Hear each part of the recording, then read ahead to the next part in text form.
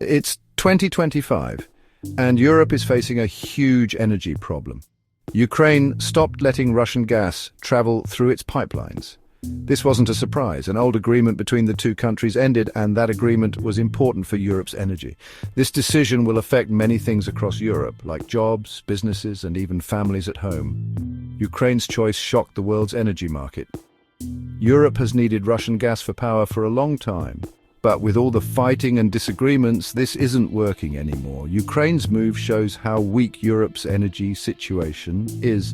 Europe really needs to find other ways to get power. This is a very serious problem. If there isn't enough energy, prices could go way up. Winter is coming, and Europe might not have enough heat for homes and businesses. This isn't just about being cold. It could hurt businesses, slow down the economy, and make life very difficult for many people. Russia and Ukraine had an agreement about gas. Now that it's over, it shows how much their relationship has fallen apart. This agreement, signed years ago, controlled how Russian gas traveled through Ukraine to Europe. It was a careful balance. Ukraine got money for letting the gas pass through, and Russia could sell its gas. The agreement said Russia had to send a certain amount of gas through Ukraine every year. This gave Ukraine a steady income, but there were problems. Russia and Ukraine often argued about prices, fees, and the rules of the agreement. Now that the agreement is over, things are even more tense between Russia and Ukraine. People are worried about whether Europe will still get the gas it needs. The fighting between the two countries makes things even harder. Europe used to be able to count on getting gas through Ukraine. Now nobody knows what will happen.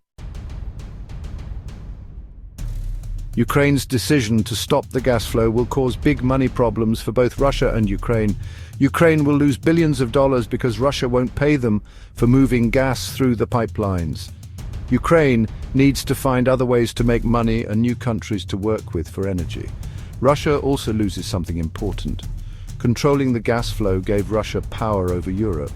Russia used this power to try and get what it wanted politically. Now, Russia has lost this power, which could change its place in the world. But Russia will also feel the pain. Russia needs to sell gas to other countries to keep its economy strong. This is hard now because many countries don't want to do business with Russia.